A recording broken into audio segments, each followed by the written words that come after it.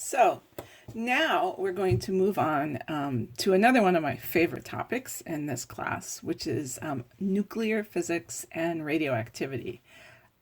One of the reasons it's one of my favorite topics is because it's very close to particle physics, which is the field I did my PhD research in. It's also very similar in some ways to chemistry, which is what I minored in when I was an undergraduate. And I know a lot of you are pretty familiar with chemistry. So we're going to start with what's known as nuclear binding energy.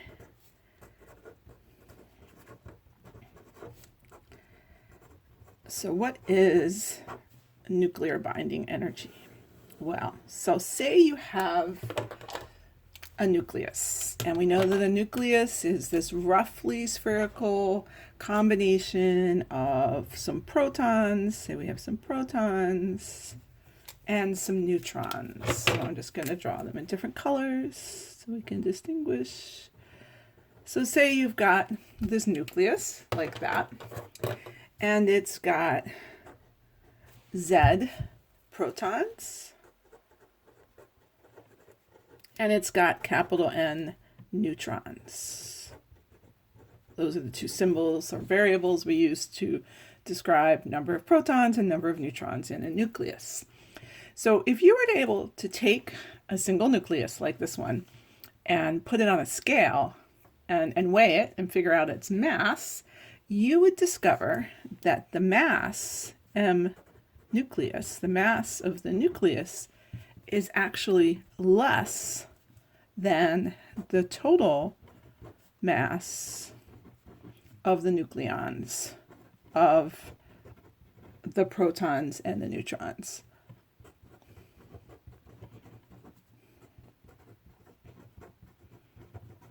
Which just seems really kind of crazy. How could that be, right?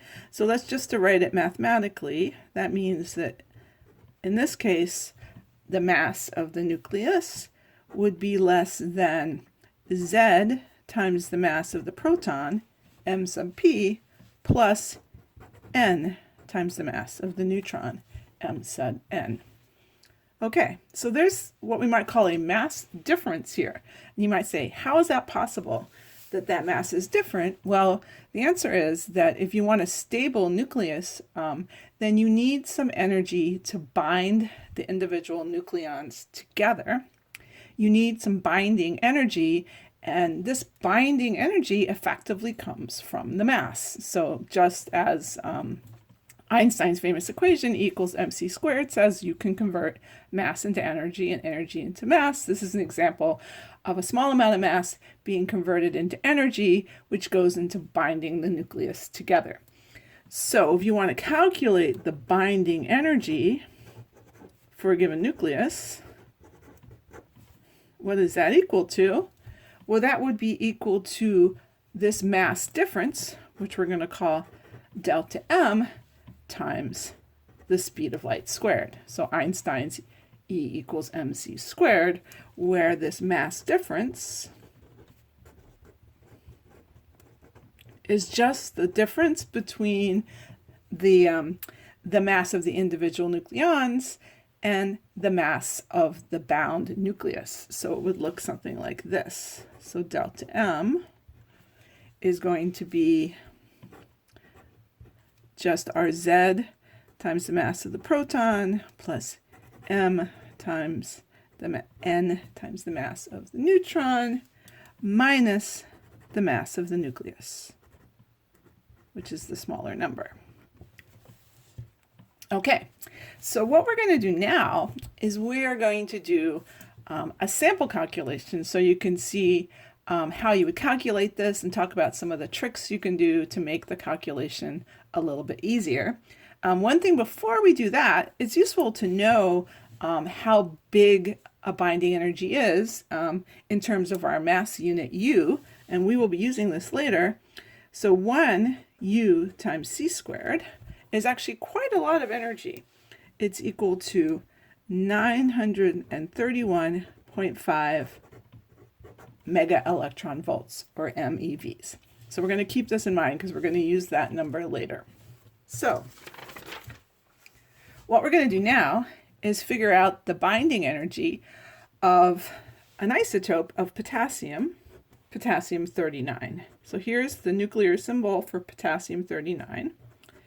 Okay, the K for potassium, and then we have 19 is our Z, that's our number of protons, and 39 is our A, right, which is the total number of nucleons. So that means that our number of neutrons is the difference between those two. So clearly there are 20, 39 minus 19 neutrons in this nucleus. Now the other quantity you're going to need to know to figure out binding energy is the atomic mass, which is effectively the mass of one atom of this isotope. There's a whole appendix in the back of your book, okay, that gives you these numbers. Okay, so the atomic mass of this particular isotope is 38.963707 U. And notice all those sig figs. We are going to need all of those sig figs to figure things out, or at least most of them, maybe not all of them. But this is definitely a place where you want to be careful with your sig figs and keep them all until the very end, or at least keep as many as you can until the very end, at least out to the least number of decimal places that one of your numbers has. So binding energy, which I'm going to write as BE, is equal to delta M C squared, right? We've seen that. So let's figure out delta M first. So our mass difference. All right, so like we wrote up there, it's Z times the mass of the proton plus N times the mass of a neutron minus the mass of the nucleus. Great. Okay, so we know that. All right, now before we start plugging things in, we're going to play around with this. One of the reasons we're going to do this is because we don't actually have the mass of a nucleus. What we have is the atomic mass. We have the mass of a neutral atom, not the mass of the nucleus. Now we could convert things to kilograms or figure out the mass of an electron in U, but we're going to do a trick to make our lives a little bit easier. So let's write this down symbolically first. Okay, so we still have the mass of the nucleons, the total mass of the nucleons. But now what we're going to do is we're going to write the mass of the nucleus as the atomic mass, M atomic, minus Z times the mass of an electron. So we're literally going to say the nuclear mass is the atomic mass with the electron mass subtracted away, right? Which makes sense, right? Because you take roughly, if you take an atom and you take the electrons away, you're left with the nucleus. All right, now we have a minus sign here. So we have, if you were to multiply through here, you'd have minus M atomic plus Z times the mass of the electron. So I'm going to take that plus Z times the mass of the electron, and I'm going to write it over here next to Z times the mass of the proton. And you'll see why in a second. So Z times the mass of the proton plus Z times the mass of the electron plus N times the mass of the neutron, and then this will be all minus the mass of the atom, M atomic. Okay, so why did I do that? Well, because what I'm going to do now is I am going to combine these two. I've got Z times the mass of the proton plus Z times the mass of the electron. What is that? Well, that's effectively Z times the mass of a hydrogen atom, because a hydrogen atom is just one proton and one electron. And that means I have one less thing that I have to plug in here in my calculation. All right, so let's keep going now. So we're going to slide this up to here.